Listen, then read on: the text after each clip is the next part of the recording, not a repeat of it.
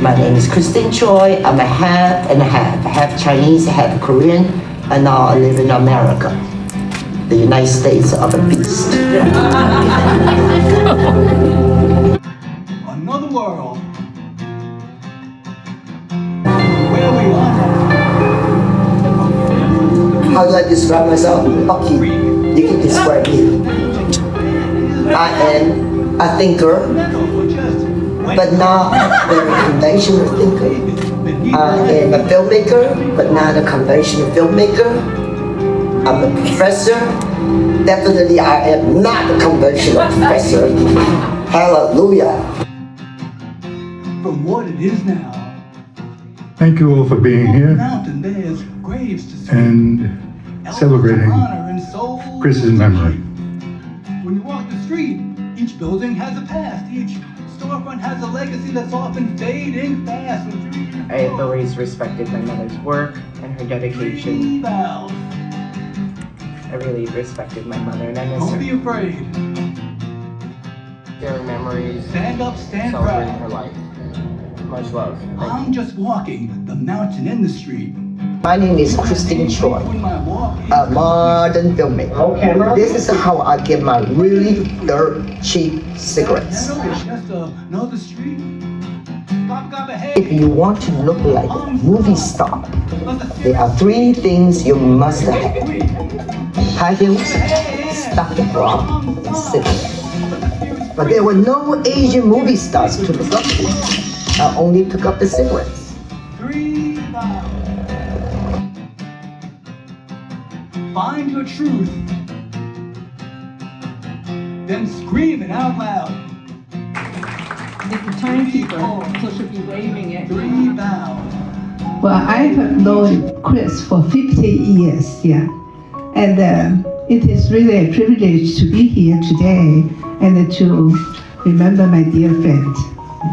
When we first met, that's during the 70s, yeah, we were doing some activities in New York City, Chinatown. And when we're doing the activity, we also want to find a film about the people living in Chinatown. And then Chris' name came the first. Yeah, she just made the film, this is Spikes, From Spikes to Sprinklers. It was a wonderful film and talking about the people living in Chinatown. And so we always show that film. And Chris, every time she came, and she took her heavy camera and to record all the activities. And then later, I joined a US-based nonprofit organization called Zigan Fund to support the grassroots girls' education and also to support education for sustainable development in most impoverished rural area of China with a lot of the minority groups.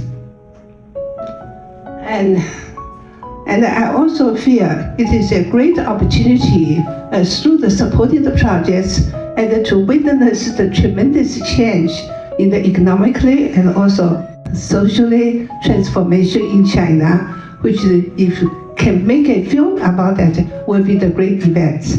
And I shared my thought with Chris, and she immediately jumped in and she said, yes, let's do it. So from there, we talked together, made 4 documentary films. And the last one is the migrant workers in Beijing, but which has never finished. I wish we still can find the old footage and make it complete. What impressed me most about Chris is not only her talent, it's about her personality. She was always active, and she was sincere, and she has a lot of compassion. And she often told me that her documentary is to give the voice to those people their voice have never been heard. And that was her mission, and she, based on this, and this can tell everything she made. And the filming in China was never been easy. First, we have to live in some very rundown, local, it's not hotel, local rooms. And we take the bath in the river and brush our teeth by the riverside. And Chris never complained. And she always laughed and played with the water and also say, this is so amazing she had this opportunity to close to the nature. And I do remember several times we went to the mountains of the Sparrow Village, and we have to climb through the very, very steep, the roads, and without the protection at all, very dangerous. And Chris always say, I hate this fucking road. I will never come back. But every time she come back, and she even more energetically to make the films. And she always share with me what she made the films. She said her mind was always filled with images, and she was constantly thinking about how each shot were connected to the next shots, and with all those connected shots, they make a beautiful story. And that's how she works. Yeah. And Chris lived with the same compassion and passion that she brought to her work. She loved people, embraced life, and believed deeply in social justice. She was not only an extraordinary filmmaker, but also an active and activist. We believe that film could help create a more just and compassionate world. Yeah. I miss Chris very much. I'm sharing a personal story about what I've learned from Christine, is that courage is integrity, and if you believe in something that's right, even through adversity, you do it. And what I did was that my mom and Christine actually had a falling out after the movie. You know why? Two strong women with strong personalities. So about 5 years ago, I made a point to rebuild their friendship and brought them together. And amazingly, Christine had no idea why she wasn't and it was so wonderful that they met. They had such warmth and respect for each other. A year ago, I actually conducted an interview where they shared their initial belief of giving voice to those who don't. And I just want to have a call out for us as the next generation and the next generation to have the courage to go and to particularly bridge differences in people or cultures or people where there may be a genuine misunderstanding or mistiming, misphrase.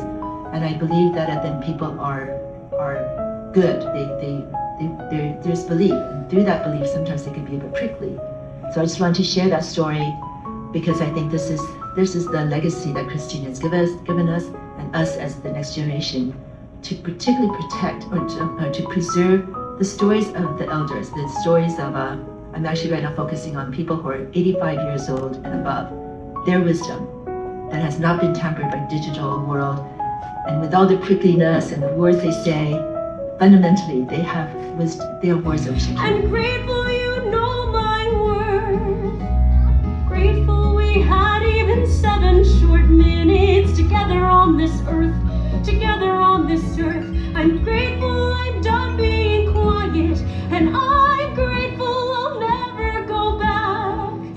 That the things that I need to be said can be shouted out loud. I'm grateful and proud. And as we travel this unknown, know that you'll never go alone. Be at rest to see that I will always be grateful that you always saw me, and grateful you always knew my worth. Grateful we had even 7 short minutes together on this earth, together on this earth. I'm grateful I'll never stay silent, and I'm grateful I see a way through.